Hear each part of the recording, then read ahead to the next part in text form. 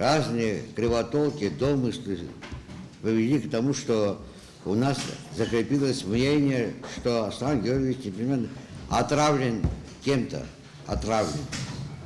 Всех это беспокоит до сих пор. Вы, депутаты дорогие, дали поручение Генеральной прокуратуры, министру здравоохранения, чтобы они вплотную занялись выяснением всего того, что связано с болезнью Аслана Георгиевича Бжания. Первые сведения, которые им удалось выяснить в результате допросов некоторых наших граждан, мы уже выслушали. Генеральная прокуратура специально выслала следователей в Москву, чтобы на месте разобрались с тем, с чем поступил в больницу Аслан Георгиевич, какой диагноз на самом деле. Сегодня поступило к нам в прокуратуру официальное врачебное заключение. Много чего становится ясным. Данное заключение исключает факт отравления. Имеется у нас официальный диагноз заболевания Аслана Георгиевича Бжания, который я хочу вам в настоящее время зачитать. Он находится в городской клинической больнице имени Буянова, город Москва. Я вам полностью зачитаю, как мы его получили. Хочу особо подчеркнуть, что мы его получили сегодня по почте, а оригинал его находится, естественно, в Москве. Это старшему следователю Главного следственного управления МВД Российской Федерации по городу Москве Вуконову.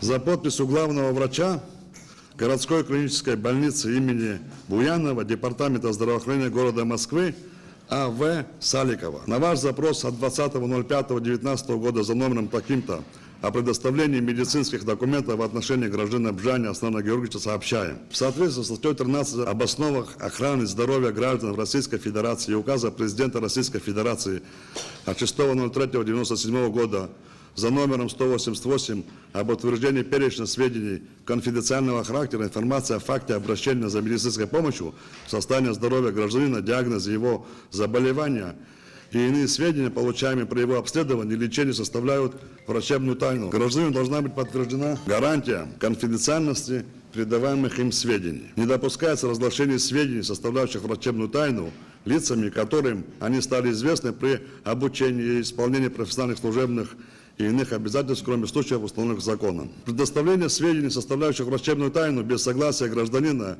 или его законного представителя допускается, в том числе по запросу органов дознания, следствия, прокуратуры и суда, в связи с проведением прокурорской проверки, расследования или судебным разбирательством.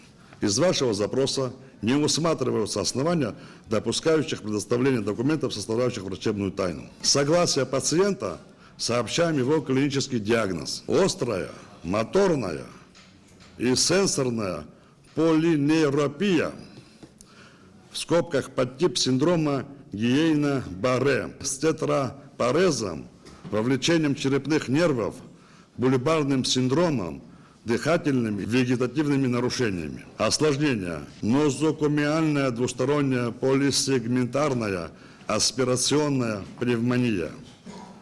Острый правосторонний карательный средний отит. Острый левосторонний эксудативный средний отит. Состояние здоровья тяжелое, стабильное. С учетом тяжелого состояния здоровья проведение с пациентом процессуальных действий невозможно.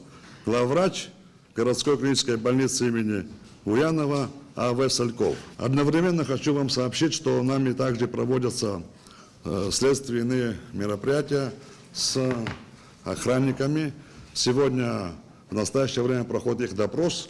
Я думаю, что в ближайшее время мы получим их диагноз так же, вот как мы его получили. Могу утверждать, что вынесенный диагноз, это острая полинейропатия, является заболеванием аутоиммунным, истинно неврологическим.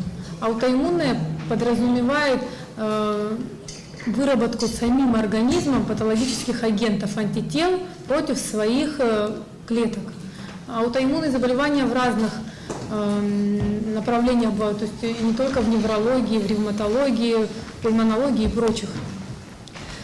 Что касается данного конкретного заболевания, обсуждая провоцирующий фактор, экзогенной интоксикации не упоминаются. Чаще всего дебютирует после перенесенной вирусной инфекции, в том числе гриппа. Этиология, то есть происхождение, однозначно и до конца не изучена.